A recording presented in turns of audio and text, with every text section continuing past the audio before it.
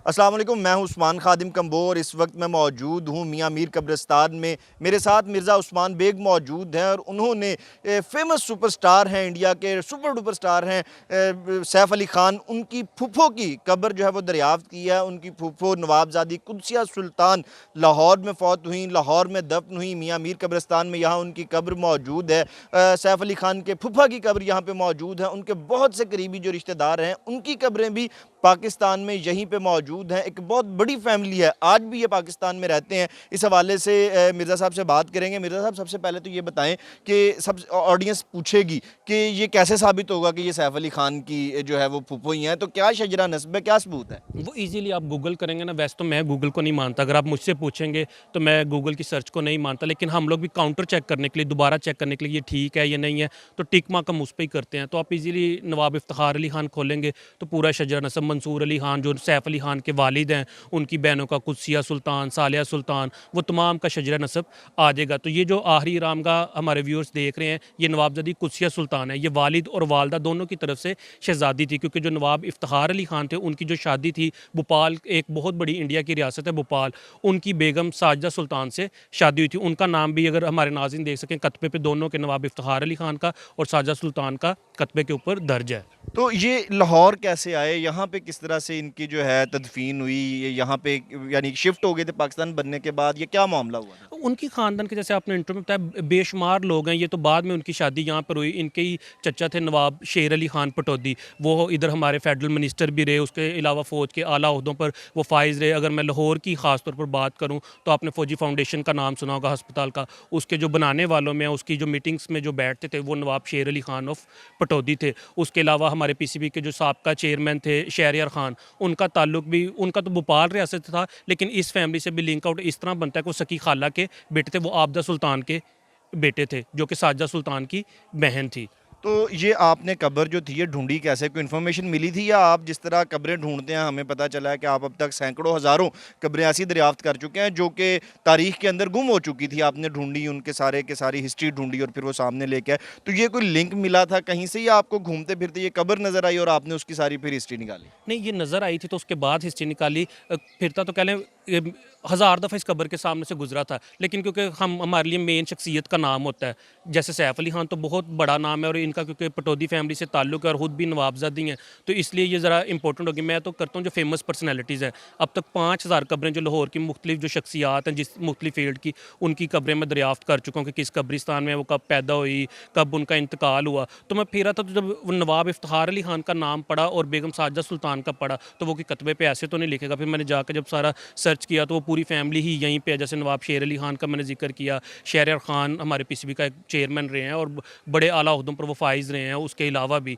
तो वो एक बहुत बड़ा शजरा नस्ब है। वो एक आम लोगों के लिए होता है कि शायद वो इंडिया से ताल्लुक़ है, क्योंकि पटौदी फैमिली तो वहीं पे, पटौदी बिल्कुल, हम पैलेस। देख रहे हैं सलमान खान इस वक्त वहाँ पे हैं, उनका पैलेस वहाँ पे मौजूद है, उनका ख़ानदान वहाँ पे मौजूद है, उनके बिजनेसेस हैं, तो वो वहाँ के फिर नवाब भी हैं, ऐसे गद्दी ही भी है, उनके ऐसे पास ही है। मौजूद है। तो वो फिर बंदे को हैरानी होती है कि वो ख़ानदान यहाँ पे किस तरह से मौजूद। सुनते तो थे कि नवाब जो फैमिली है सैफ अली खान की, उनके कुछ अजीज़ व अकारब जो थे पाकिस्तान में भी थे, लेकिन लोगों का ये ख्याल था कि शायद जो भावलपुर के नवाब हैं उनसे कोई ताल्लुक था उनका। नहीं, टोटल अगर हम पार्टीशन की बात करें तो 600 से ज़ायद देसी रियासतें थी, 635 के करीब कहा जाता है। तो उनके जितने भी नवाब हैं आप देखें वो यहीं पे हैं। सिर्फ नवाब, आप नवाबज़ादा लियाकत अली खान, वो भी तो नवाब थे ना। और उनका लिंक भी, मज़े की अगर बात बताऊँ, तो वो इसी फैमिली से मिलता है। जो भोपाल की फैमिली है ना, उनकी जो वालदा थी वो उस ख़ानदान से रिलेट करती थी, तीसरी चौथी नस्ल से ना।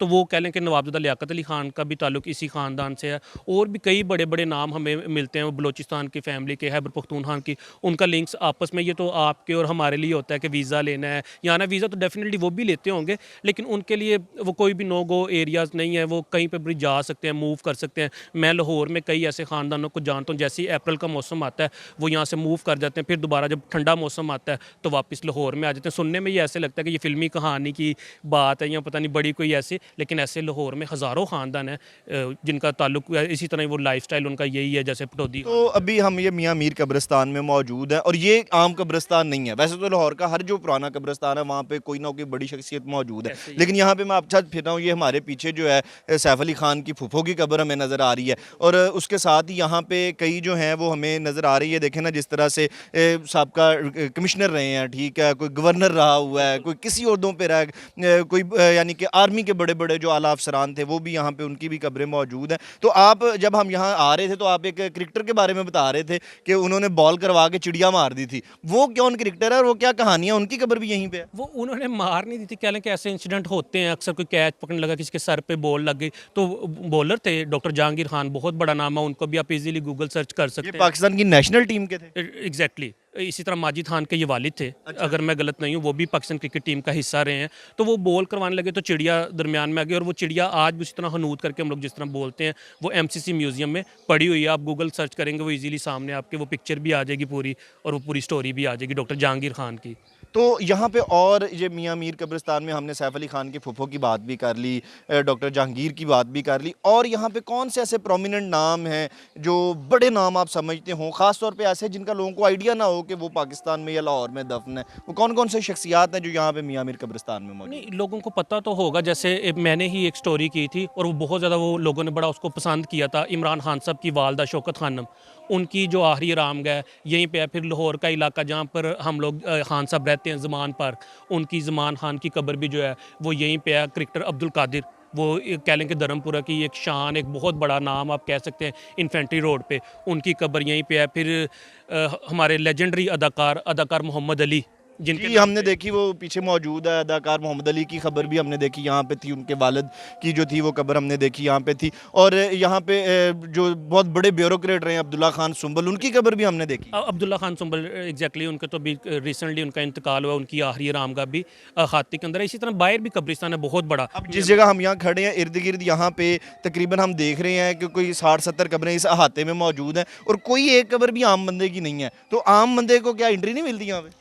नहीं, जो इसके साथ साइड पे जो कब्रिस्तान है वो तो आम पब्लिक के लिए है। ये बदकिस्मती कह लें कि अब इस टाइम पे लाहौर में जगह है ही नहीं, तो लोगों ने अपने खाते मखसूस किए और ये अच्छी बात भी है, पेमेंट करके लेते हैं, वैसे तो खाता नहीं मिलता।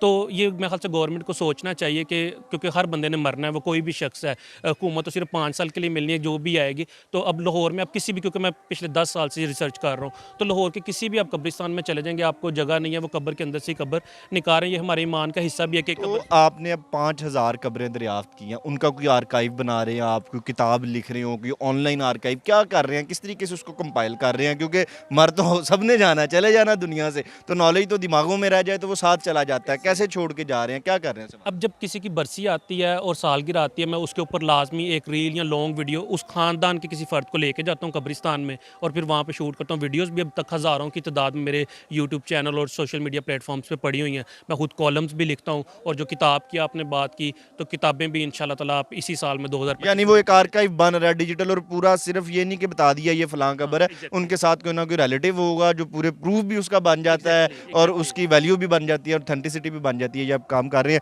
मिर्ज़ा उस्मान बेग साहब हमारे साथ मौजूद थे।